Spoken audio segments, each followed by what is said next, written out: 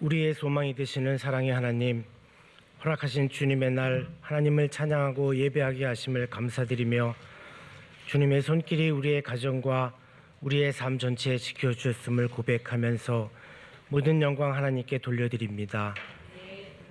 지난 한 주간도 세상 속에서 지치고 힘들었던 상한 마음 그대로 나와 기도하오니 주님 위로하여 주시며 때로는 가슴 아파 눈물 흘리고 때로는 기뻤던 모든 일들도 하나님의 은혜임을 감사하면서 시간도 찬양함으로 기쁨과 평안을 얻게 하시고 기도를 통하여 나아갈 길을 발견하게 하시며 귀한 말씀 들음으로 하나님의 능력을 경험하며 하나님의 이름만이 높여지는 복된 예배의 시간 되기를 간절히 기도드립니다.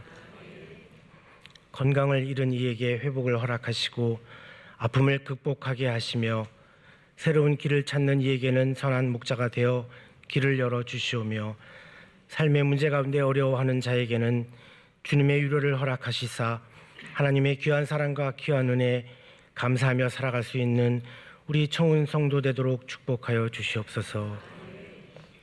하나님 허락하신 이 나라의 민족 하나님의 도우심으로 지금까지 축복된 삶을 살아가고 있음에 감사를 드립니다.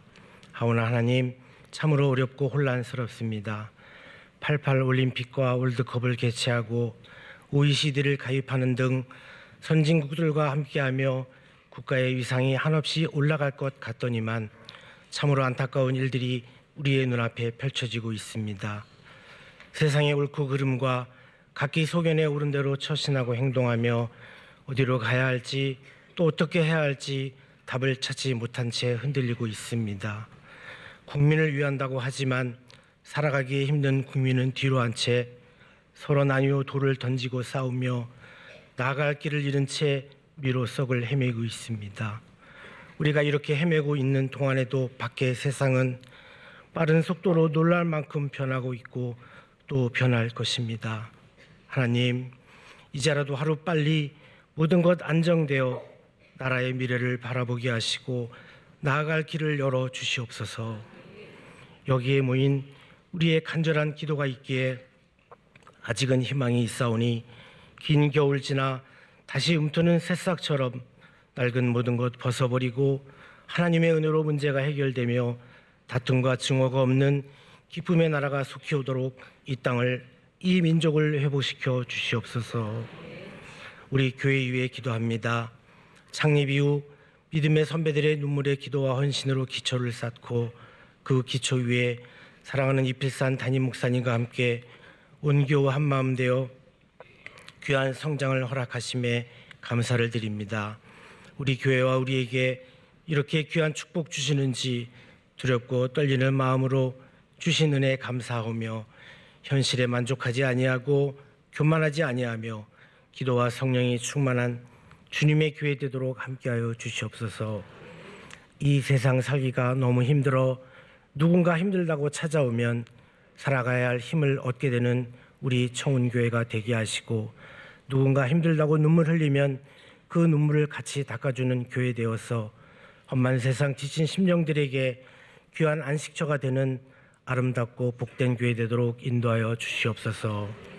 육신의 아픔으로 고통받는 환우와 그 가족들 위로하여 주시고 로뎀의 청운 가족과 흩어져 있는 교우들 모두 소외되거나 외롭지 않게 지켜주시오며 하나님 사랑과 축복을 함께 나누는 아름답고 복된 한 주간 되도록 축복하여 주시옵소서. 귀한 생명의 말씀 전하시는 담임 목사님 영육간에 약해지지 않도록 지켜주시고 성령 충만케 하시며 전하시는 말씀이 새롭게 들려지게 하시사 은혜와 감동이 충만한 복된 시간 되도록 허락하여 주시옵소서.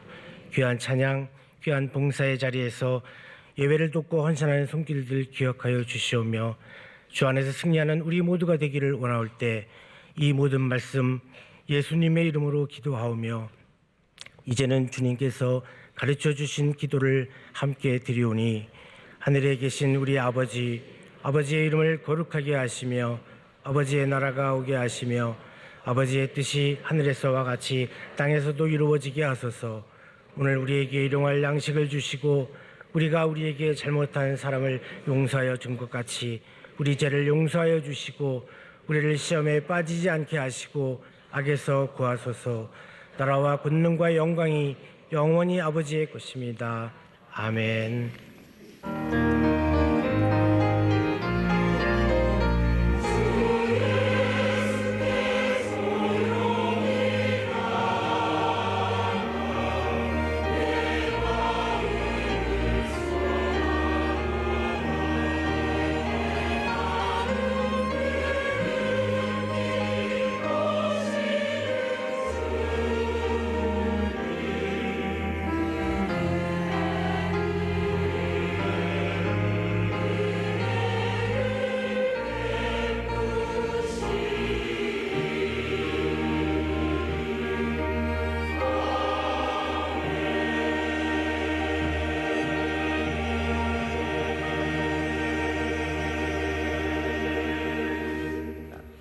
오늘 우리들에게 주시는 하나님의 말씀 보도록 하겠습니다. 구약 성경 시편 68편 18절 한 절 말씀입니다.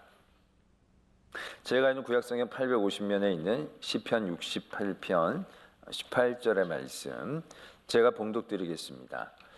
주께서 높은 곳으로 오르시며 사로잡은 자들을 취하시고 선물들을 사람들에게서 받으시며 반역자들로부터도 받으시니 여호와 하나님이 그들과 함께 계시기 때문이로다. 아멘. 하나님의 말씀입니다. 이 시간 우리 할렐루야 찬양대가 하나님께 찬양으로 영광을 돌리겠습니다.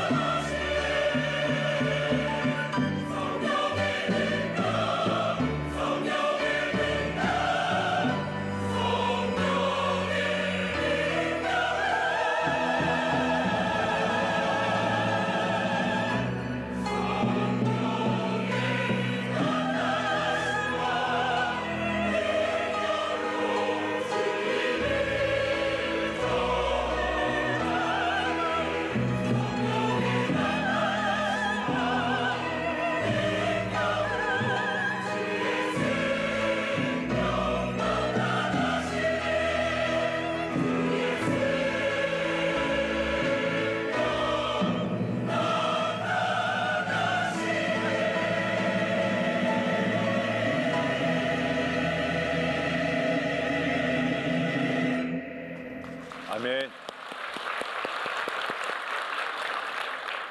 네, 귀한 찬양 감사를 드립니다. 말씀을 함께 기도드리겠습니다. 사랑의 하나님 아버지, 오늘 이 시간 우리와 함께하여 주시옵소서. 하나님의 말씀이 지금 살아있는 하나님의 음성으로 나의 마음에 들려지게 하여 주실 때에 말씀이 나의 연약한 마음, 육신들을 깨워 일어서게 하시며 하나님의 온전한 은혜 누리게 하여 주시옵소서. 성령으로 저희를 주장하여 주실 줄 믿사옵고 예수 그리스도의 이름으로 기도드립니다. 아멘.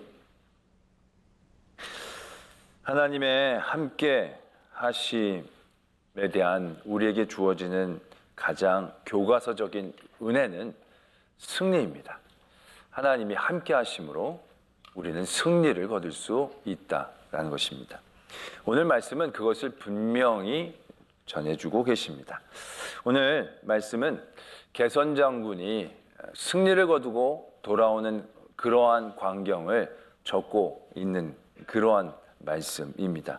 하나님의 승리가 개선 장군의 승리의 행렬처럼 많은 포로들을, 전쟁 포로들을 이끌고 오고 많은 전리품들을 모아서 오며 승리한 모든 장군들에게 바치는 선물을 받는 그러한 모습으로 오늘 말씀은 적혀져 있다라는 것입니다.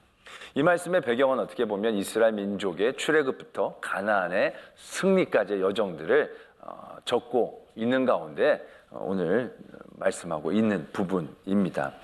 이스라엘이 애굽에서 나온 다음에 가나안에 들어갈 때까지 거의 패배가 없었습니다.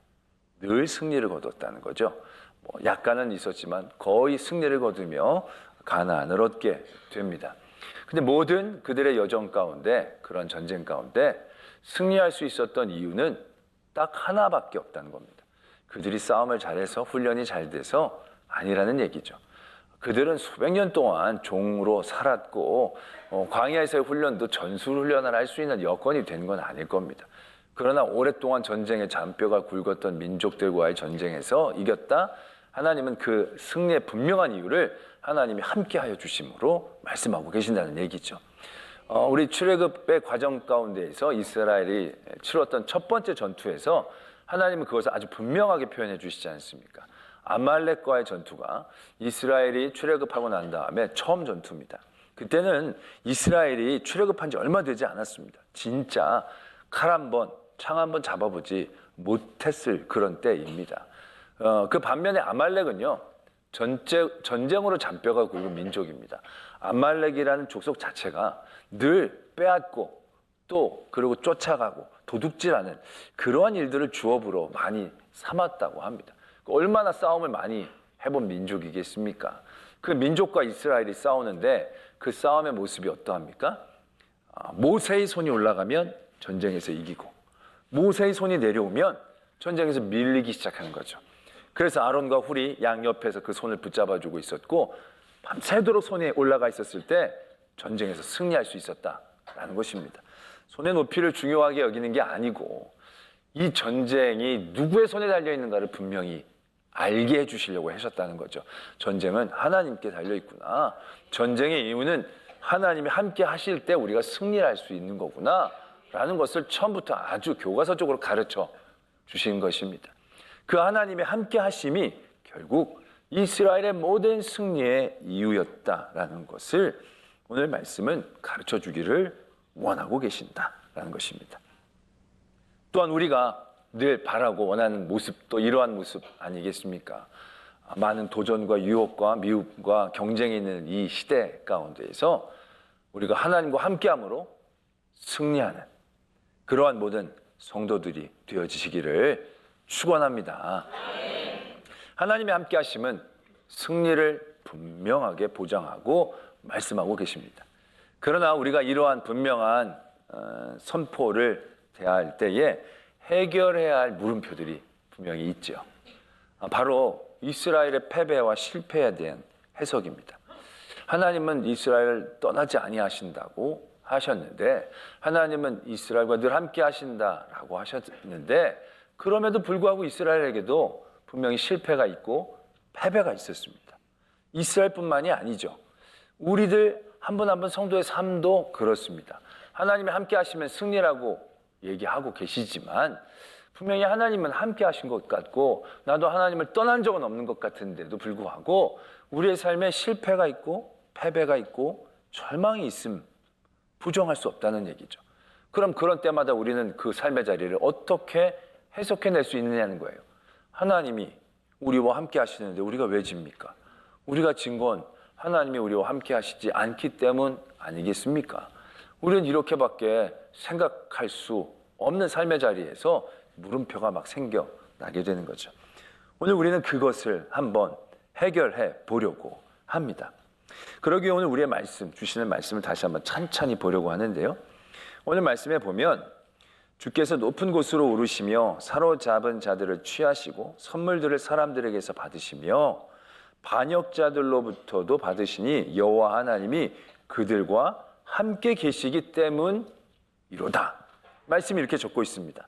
아무 생각 없이 말씀을 읽으면 하나님이 함께 하시는 사람들이 승리를 거두고 하나님의 승리는 그들의 것이 되겠구나 이렇게 생각하고 넘어갈 수 있지만 다시 한번 말씀을 살펴보면요 그렇게 쉽게 넘어가기가 불편한 말씀입니다. 왜냐하면 그들과 하나님이 함께 하신다.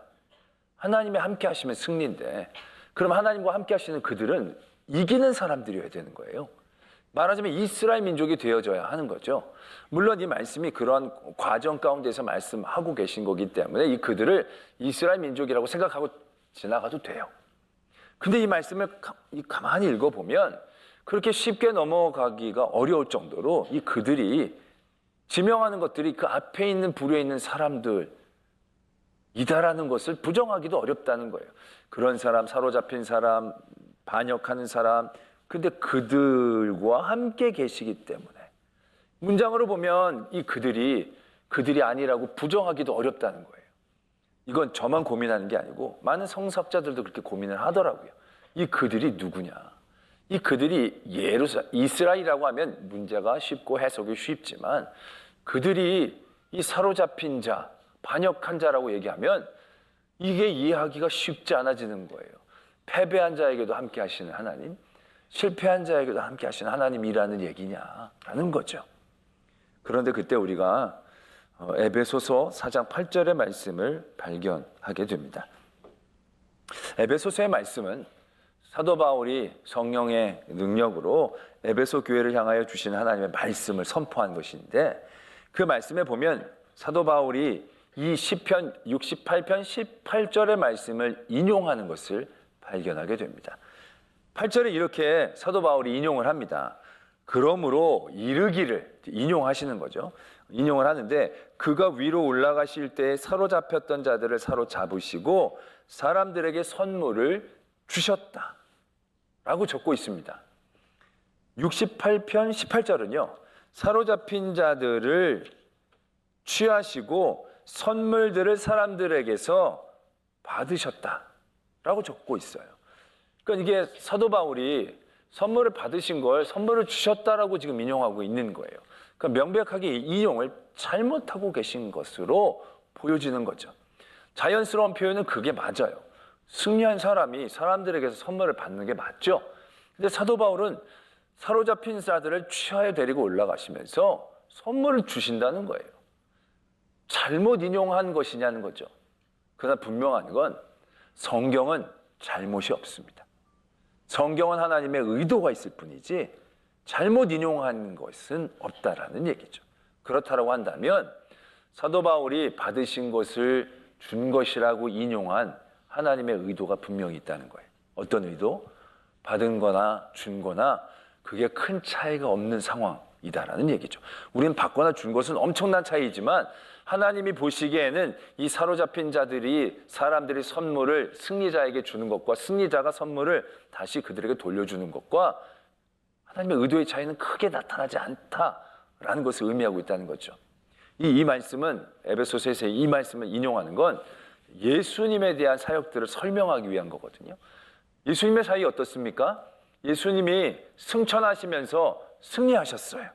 어떤 승리를 거두셨느냐? 죄와 사망의 권세로부터 승리를 거두시면서 그들로부터 전리품을 얻으신 거예요. 전리품이 무엇입니까? 우리예요. 죄와 사망에 매여 있던 우리. 죄와 사망의 소유물이었던 우리를 하나님께서 승리하셔서 우리를 전리품으로 받으신 거예요. 그럼 하나님이 받으셨는데 하나님이 전리품으로 취하시고 뭐든지 다 가지셔야 되는 하나님이 가지기만 하셨는 것입니까? 하나님의 승리가 모든 것이 하나님에게로 집중되는 것만을 의미하는 것입니까? 그게 아니라는 거예요. 사로잡힌 자들에게 하나님은 선물을 주신 거예요. 뭐죠? 구원이라는 선물을 주신 거예요. 영생이라는 선물을 주신 거예요. 우리는 졌고 패배자로서 전리품으로 하나님에게 취한 바 되었지만 우리는 무조건 빼앗긴 게 아니에요. 그 과정 자체가 우리가 하나님 앞에 빼앗김과 동시에 하나님이 우리에게 주시는 선물을 받는 과정, 이다라는 사실을 우리는 이해해야 한다는 것이죠. 사도 바울이 잘못 인용한 게 아니라 하나님의 뜻을 온전히 얘기하기 위해서 에베소서의 말씀은 그렇게 인용했다라는 것입니다. 그렇다라고 한다면 68편 18절에서 그들과 함께 계실 때 그들은 이스라엘 민족뿐만이 아니라 가나안 땅의 모든 백성들 또 포함되어 있다라는 것을 우리는 인정해야 하는 것이죠. 그러고 난 다음에 이 말씀을 다시 이해해야 합니다. 그렇다면 패배한 사람에게도 함께 하시는 하나님, 그럼 패배는 뭐냐? 함께 하심이 그럼 다 승리는 아닌 것이냐? 라고 이해할 수 있다는 겁니다. 그래서 우리는 이 말씀을 통해서 하나님이 이스라엘 민족에게 주셨던 가나안의 승리가 어떠한 구조를 갖고 있는지를 명확하게 파악해야 한다는 겁니다. 우리는 쉽게 이스라엘 민족이 가나안 땅을 정복하고 그 땅을 얻었기 때문에 가나안 정복 전쟁의 승리는 이스라엘의 승리라고 생각할 때가 참 많이 있다는 겁니다. 근데 그게 아니라는 거예요. 만약 하나님이 이스라엘 민족을 특별히 사랑하시고 이스라엘 민족만 잘 되게 해주시고 가나안 민족은 잉여적인 존재들로 생각하셔서 그들 그냥 놔두고 있다가 이스라엘 민족이 나오니까 그들에게 주시기 위해 가나안 민족들을 치우고 이스라엘 민족에게 그 땅을 주셨다면 이스라엘의 승리라고 얘기해도 과언이 아닐 거예요. 근데 그런 구조가 아니라는 거예요. 신명기 8장 4절에 보면 하나님께서 모세를 통하여 이스라엘 백성들에게 다시 한번 하나님의 말씀을 일깨우시는 대목에서 이런 말씀을 다시 주십니다. 너희 하나님 여호와께서 그들을 내 앞에서 쫓아내신 후에 너희가 심중에 이르기를 내 공의로움으로 말미암아 여호와께서 나를 이 땅에 인도하여 들여서 그것을 차지하게 하셨다 하지 말라. 이 민족들이 악함으로 말미암아 여호와께서 그들을 너희 앞에서 쫓아내심이니라. 네가 가서 그 땅을 차지함은 내 공의로 말미암도 아니며 내 마음이 정직함으로 말미암도 아니요 이 민족들이 악함으로 말미암아 내 하나님 여호와께서 그들을 너희 앞에서 쫓아내심이라. 여호와께서 이같이 하심은 내 조상 아브라함과 이삭과 야곱에게 하신 맹세를 이루려 하심이니라 라고 말씀하신다는 거예요. 이 말씀이 굉장히 중요한 말씀이에요. 아까도 말씀을 드렸듯이 이스라엘 민족이 잘하고 하나님이 너무 예뻐해 주셔서 가나안 땅을 이스라엘에게 주셨으면 그 전쟁의 승리는 이스라엘의 승리가 맞아요. 그런데 오늘 말씀은 분명히 얘기하십니다. 너희 공의로움 때문도 아니고 너희 정직함 때문도 아니라는 거예요. 이스라엘 민족이 차지한 그 땅이 이스라엘에게선 아무런 이유도 없는 가운데 주어진 땅이라는 거예요. 하나님께서 그 가나안 정복 전쟁을 일으키셨던 첫 번째 이유는 뭐냐? 가나안 땅의 죄악 때문이에요. 이스라엘에게 주시려고 하시는 게 아니고 가나안 땅의 죄를 징계하시기 위함이다라는 거예요. 그 하나님의 계획에 하나님은 이스라엘을 사용하신 거예요. 아브라함에게 처음 약속하셨을 때도 그래요. 너희가 다 애굽으로 내려가서 3, 4대 있을 것인데 그 땅에 아직 죄가 차지를 않았기 때문에.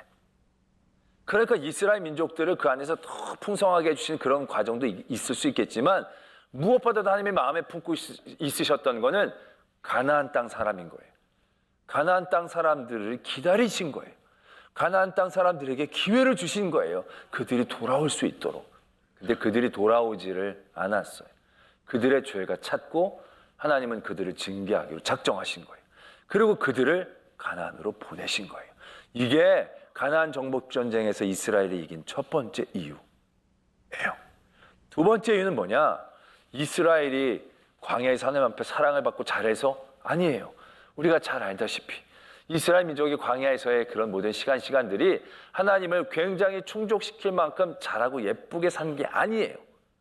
그렇게 훈련시켰음에도 불구하고 끝까지 그들은 하나님의 마음에 흡족한 상태는 아니었어요. 아간의 죄악까지 하여튼 끝까지 그들이 훈련을 아무리 받아도 완벽한 상태가 되지 못했다는 얘기예요. 그러나 그럼에도 불구하고 그들에게 그 땅을 주신 이유는 약속 때문인 거예요. 그들 때문이 아니라 그들의 조상인 아브라함과 이삭과 야곱에게 하셨던 약속을 이루시기 위해 가나안 정복 전쟁을 그들이 이기게 해주셨다라는 얘기예요. 그래서 가나안 정복 전쟁의 승리는 이스라엘의 승리가 아니라 하나님의 승리예요. 하나님께서 죄악을 저질렀던 민족을 징계하시는 승리고요. 하나님께서 일찍이 약속하셨던 그 약속을 신실하게 지켜주시는 신실하심의 승리인 것이지 이스라엘이 잘해서 얻은 승리가 아니라는 걸 분명하게 말씀하고 계신다라는 것이에요. 하나님이 함께 하시면요, 우리가 잘 이해하는 것이요. 하나님이 함께 하시면 내가 승리를 거두는 게 아니에요. 하나님이 함께 하심에 나타나는 모든 승리는 하나님의 승리인 거예요. 우리가 이 구조를 잘 이해하면 우리가 우리의 삶에서 만났던 그런 모든 물음표들을 해결해낼 수가 있어요. 왜 하나님이 함께 하시면서도 우리가 실패하고 패배하느냐? 믿지 않는 사람들은 성공하고 왜 내가 실패하게 되느냐? 라는 어떤 질문들을 해결해낼 수가 있어요. 이스라엘이 바벨론과의 전쟁을 치를 때 이스라엘은 그 결과를 예고받았음에도 받아들이질 못했어요. 똑같은 생각 때문에. 왜 우리가 집니까? 우리는 저들보다 의로운데, 우리는 저들보다 하나님 잘 섬겼는데 왜 우리가 저들한테 져야 합니까? 저들은 지금 엉뚱한 신을 데리고 왔지 않습니까? 저 사람한테 우리가 지면 하나님이 저 신한테 지는 거 아닙니까? 이거 말도 안 되는 얘기 아닙니까? 그 우리가 지는 건 말도 안 돼요. 이해가 안 돼요. 받아들일 수가 없어요. 이스라엘 민족들은 다 그렇게 얘기했어요. 왜? 그 전에 당했던 실패와 패배와는 질이 다른 패배가 예고되어 있는 거거든요. 그 당시에, 그 전에도 이스라엘이 질 때도 많았어요. 그 졌을 때는 그냥 돈 좀 물어주고 성 좀 무너지면 다시 쌓고 회복할 수 있었어요. 근데 이번에 싸움은 다르거든요. 완전한 패배를 의미하는 것처럼 느껴지거든요. 포로로 다 옮겨지고 예루살렘이 다시 일어설 수 없도록 폐허가 되어지는 그러한 말하자면 결과를 그들은 받고 있다는 거예요. 이게 이해가 안 되는 거죠. 어떻게 이럴 수 있습니까? 근데 우리는 그 전쟁이 하나님의 패배가 아니라는 걸 너무 잘 알고 있는 거죠. 그건 이스라엘의 패배이지 하나님의 패배가 아니다라는 겁니다. 왜요? 하나님은 바벨론을 사용하신 거거든요. 바벨론 신에게 하나님이 진 게 아니고 하나님은 그들에게도 하나님이시기 때문에 하나님은 바벨론을 사용하셔서 이스라엘을 징계하시는 거예요. 그들의 패배는 영원한 패배가 아니에요.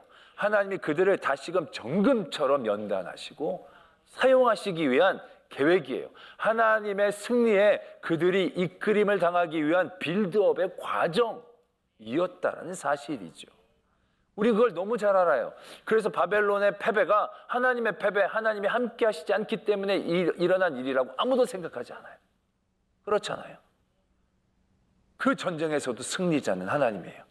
하나님이 계획하신 거고 하나님의 뜻대로 모든 것들이 이루어지고 있는 상태였다는 거예요. 예수님의 십자가가 어떻습니까? 우리는 가장 큰 승리의 모습을 십자가 승리라고 얘기하죠. 근데 솔직히 십자가라는 것이 세상에서 보면 가장 완벽한 패배를 의미하는 거예요. 많은 사람들이 예수 그리스도를 찬송하고 쫓아다녔어요. 근데 그 사람들이 순식간에 바뀌는 거예요. 순식간에 예수님을 십자가에 못 박으라고 소리를 지르는 거예요. 예수님이 실패하는 거예요. 그렇게 그들에게 잘해줬는데 그렇게 귀한 말씀을 전해주시고 병자도 고쳐주시고 먹여주시기도 하셨는데 일순간에 그들이 돌아선 거죠. 예수님의 실패예요. 그런데 그것보다도 더 치명적이고 뼈아픈 건 뭐냐? 그 배신의 시작이 자기의 제자 중에 한 사람이었다는 거예요. 많지도 않아요. 12명 집중적으로 엘리트 코스처럼 그들을 가르치고 그들을 통해 하나님의 일들을 이루시고 하셨던 그 12명 중에 한 명이 배반을 한 거예요. 이건 예수님의 지도의 실패인 거예요. 굉장히 치명적이라고 받아들일 수밖에 없는 상황이라는 얘기죠. 십자가에 달리셨을 때 모두가 비웃었어요. 한번 뛰어내려와 봐라. 조롱했어요. 어느 누구도 예수님이 이겼다고 얘기하지 못했어요. 예수님조차도 하나님 왜 나를 버리십니까? 라고 얘기할 수밖에 없는 상황이 십자가 상황이에요. 그러나 우리는 어떻습니까? 지금 십자가가 패배라고 생각하는 분들이 계십니까? 실패라고 생각하는 분들이 계십니까? 아무도 없어요. 왜? 완벽한 승리가 십자가이니까. 예수님의 삶, 예수님의 가르침, 예수님의 일생이 사람들의 보기에는 패배자의 모습처럼 달려있는 십자가일 수 있겠지만 그건 하나님의 패배를 의미하는 건 절대 아니었다는 거예요. 하나님의 계획의 실패를 의미하는 건 절대 아니었다는 거예요. 다 하나님의 계획 안에 있었고 하나님의 주권 가운데 있었고 하나님의 승리를 위해 진짜 하나하나 차곡차곡 완전하게 쌓여지는 과정이었다는 것을 우리는 너무 잘 알고 있다라는 얘기죠. 바로 그러한 모습을 우리들에게 가르쳐주고 계신다라는 것입니다. 우리가 늘 시험 들고 힘들고 어려운 그때를 한번 생각해 보세요. 그때의 생각의 구조는 다 그거예요. 왜 내가 승리를 못하는 겁니까? 내가 성공을 못하는 겁니까? 왜 하나님이 함께 하시는데 왜 이러는 겁니까? 우리가 다 이렇게 얘기할 때 시험 들고 이해를 못하는 거예요. 링컨 대통령의 유명한 기도에 대한 일화가 있지 않습니까? 남북전쟁이 한창일 때 아주 큰 전쟁을 앞두고 북군이 약간 몰리고 있는 상황이었다고 합니다. 그때 링컨이 평소같이 간절히 기도를 하고 참모회에 참석을 했더니 참모들이 얘기를 이렇게 했다고 합니다. 대통령께서 그렇게 열심히 기도하시니까 하나님이 우리의 편이 되실 줄 믿습니다. 그때 링컨 대통령이 이렇게 얘기했다고 하죠. 아닙니다. 저는 한 번도 하나님이 우리 편에 되셔서 우리가 이기게 해달라고 기도한 적이 없습니다. 저는 늘 이렇게 기도합니다. 하나님, 우리가 하나님의 편에 서게 해 주십시오. 라고 기도했다는 겁니다. 이게 교과서입니다. 이건 성경에 신뢰된다고 생각합니다. 우리가 하나님의 함께 하심에 대한 승리를 온전하게 이해하려면 이 구조가 분명히 우리 안에서 세워져 있어야 하는 것입니다. 우리는 늘 내가 원하고 내가 바라는 어떤 삶의 자리에서 하나님이 나를 도와줘서 내가 이기는 것들로만 생각을 하죠. 그러나 이거는요, 일승일 뿐이에요. 영원한 승리를 의미하는 게 아니고요. 불안정한 삶의 모습들 그대로 있는 거예요. 하나님은 우리가 그렇게 승리하기를 원하고 계시는 게 아니에요. 하나님은 영원한 승리자이고 초의 승리자이신 하나님의 편에 우리가 서는 그 함께 하심을 원하고 계시는 거예요. 그러할 때 우리는 삶에서 1패도 있고 또 2패도 있을 수 있지만 영원한 패배가 아니라는 거죠. 영원한 승리자의 편에 서는, 최후의 승리자의 편에 서는 것이 우리가 결국 이기는 길이기 때문에 그렇다는 거죠. 제가 아는 분이 이런 분이 계세요. 자기는 여태까지 여러 명의 대통령을 뽑았는데 자기가 투표한 사람이 다 대통령이 됐다는 거예요. 너무 신기하잖아요. 그게 아니 어떻게 이렇게 쪽집게처럼 다 맞힐 수 있었는가 싶은 거예요. 뭐 다들 다 자기 성향도 있고 막 이러고 바람도 있으니까 그게 쉽지 않은데 이번에 여태까지 자기가 투표한 사람이 다 됐다는 거예요. 야, 어떻게 그렇게 다 맞히실 수 있었습니까? 그랬더니 그분이 이렇게 얘기하는 거예요. 나는 내가 뽑고 싶은 사람을 뽑은 적이 없습니다. 뽑힐 만한 사람을 뽑았습니다. 그랬더니 내가 뽑은 사람이 다 되더라고요. 박쥐 같은 얘기처럼 들릴 수도 있겠지만 그게 현명한 거예요. 내 뽑고 내가 하고 싶은 거 그럼 내가 뽑아서 될 때도 있죠. 그러나 그게 다 됩니까? 영원한 승리는 없어요. 세상에 영원히 승리할 수 있는 존재, 힘, 이 세상에는 하나도 없어요. 지난주에도 그런 말씀 잠깐 드렸지만 이 세상은요, 패를 향하여 달려가는 거예요. 영원하게 이기는 운동선수가 어디 있고 영원하게 존재하는 제국이 어디 있어요? 아무리 강력한 힘을 가져도 지금까지, 태초부터 지금까지 있는 제국이 어디 있어요? 없어요. 로마가 1000년을 갔다고 하죠. 1000년이면요, 여러분 진짜 기가 막히게 긴 세월 동안 제국을 이룬 거예요. 아마 그 시간 안에 살던 사람들은요, 로마가 망한다는 건 꿈도 꾸지 못했을 거예요. 상상도 되지 않았을 거예요. 로마는 영원할 거라고 생각했어요. 근데 지금 로마는 유적으로만 남아있잖아요, 우리한테. 모든 지금의 강함 또한 영원하지 않아요. 영원한 승리를 거둔 사람은 아무도 없다는 얘기예요. 운동선수 중에 영원히 이기는 사람 보셨어요? 권투 선수 중에 아주 핵주먹으로 유명한 사람이 마이크 타이슨이라는 사람이 있었어요. 이 사람은 하다가 맞은 사람이 선수가 겁나서 도망가려고 했을 정도로 아주 핵주먹이에요. 근데 여러분, 저도 한 15년 뒤 정도면 이길 수 있을 것 같아요, 그 사람. 그분이 그때는 아마 누워있지 않겠나 싶은데, 누워있을 때는 내가 충분히. 그게 무슨 의미가 있어요? 농구로 유명한 마이클 조던이라는 사람이 있어요. 이 사람은 전설적인 사람이에요. 근데 지금은 별로 잘 못 뛰어요. 지금은 다들 중반 넘어서 나보단 잘하겠지만 늘 이기지 못해. 그 사람의 선수 경력대회 마지막에는 우승을 못했어요. 하위 팀에서 있다가 끝났어요. 날고 기는 모든 선수들 끈은 다 패해요. 승으로 끝난 사람들이 거의 없어요. 다 세상은 지는 게임을 살고 있는 거예요. 우리가 우리의 승리에 늘 목말라하고 있다면 우리는 결국 지는 게임을 하는 거예요. 우리가 언제까지 늘 1승으로 계속 갈 수 있겠습니까? 그래서 하나님은 우리에게 영원한 승리의 길을 주시는 거예요. 영원히 승리하실 수 있는 유일한 분, 최후의 승리자가 되실 수 있는 그 유일한 그분에게 줄을 서라라는 얘기예요. 하나님과 함께 한다는 건 하나님을 끌어당기는 게 아니라 하나님 편에 자기가 가는 거예요. 뭐 힘들게 내가 막 애쓰고 그럴 필요 없어요. 하나님이 잔치상을 마련한 그 승리의 잔치에 그냥 숟가락 하나 들고 슬그머니 앉아 있으면 되는 거예요. 이 귀한 은혜로운 자리를 우리에게 허락해 주셨는데 왜 길길이 자기의 승리 가운데 하나님을 끌어다니면서 왜 안 주느니 뭐 하느니 그런 어리석음 가운데 있냐라는 것이죠. 하나님은 우리에게 함께 하심으로 그런 승리를 주시는 거예요. 그런 하나님이 함께 하심에 대한 승리의 편에 우리가 설 때 내 삶에서 당하는 패배는 1패일 뿐이에요. 모든 전적에서 1패일 뿐이고 이건 패도 아니에요. 하나님이 영원한 승리를 위하여 쌓아가시는 과정이 되어지는 거죠. 하나님의 승리의 편에 서는 것에 대한 이해가 분명히 되면 우리가 승리할 때에도 우리는 그 승리를 잘 이해해낼 수 있어요. 내가 얻은 승리가 되면 내 것이 되죠. 내 전리품이 되겠죠. 그러나 하나님의 승리에 내가 섰다라는 것이 이해가 되어지면 내게 주어진 승리는요, 공공재가 되는 거예요. 그때부터 내 게 아니라 하나님의 것이 되어지는 거죠. 그러면 내 승리의 자리에서 교만해지지 않고 하나님이 또 다른 승리의 자리에 온전히 그 자리를 지켜낼 수 있는 지혜가 생겨지게 되어진다는 거죠. 오늘 하나님은 우리와 함께 하심에 대한 승리가 어떤 모습인지를 분명하게 말씀하십니다.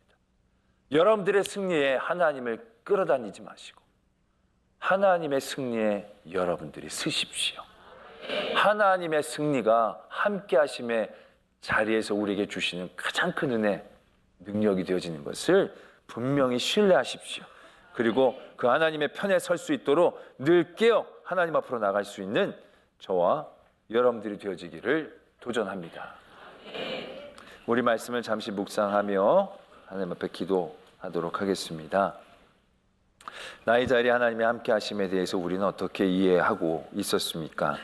내가 원하고 내가 바라는 것에 늘 하나님이 도와주셔서 내가 승리를 거두는 그런 그림 아니었습니까?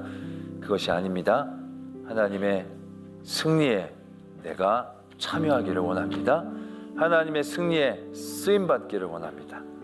하나님이 함께 하심으로 주시는 모든 승리는 하나님의 승리임을 인정하게 하여 주시옵소서. 이러한 기도의 제목으로 하나님 앞에 나갑니다. 아버지 하나님, 우리와 함께 하시고 지키시고 도와주실 줄 믿습니다. 우리 모든 삶의 자리에서 온전히 하나님의 사랑, 하나님의 승리, 하나님의 선포를 붙잡게 해주시옵소서. 온전히 하나님 바라보고 주님 함께 지키시고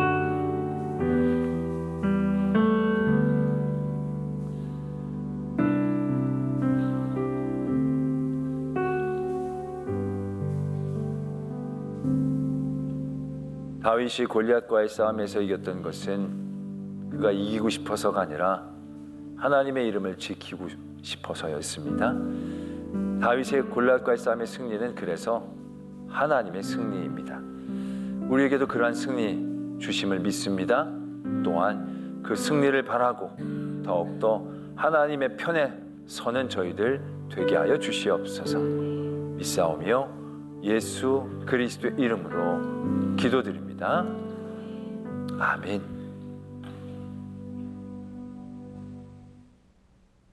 사랑과 은혜 하나님 아버지, 오늘도 거룩한 예배의 자리에 저희들 지켜내게 하심을 감사합니다. 우리의 삶에 가장 귀하고 복된 그 시간의 시작임을 깨닫게 하시고 늘 이 자리 하나님 앞에 간구함으로 지켜내고 또한 허락받을 수 있는 저희들 되게 하여 주시옵소서. 예물을 드립니다. 손길들 늘 풍족하고 넉넉하지 않음을 하나님 아십니다. 그럼에도 하나님이 주신 것 고백하며 하나님 앞에 나온 모든 손길들을 붙잡아 주시고 하나님의 풍성함으로 허락하여 주시옵소서. 믿음의 가정들을 늘 붙잡아 세워주시되 자라나는 세대들 세상에 여러 미혹되기 쉽습니다.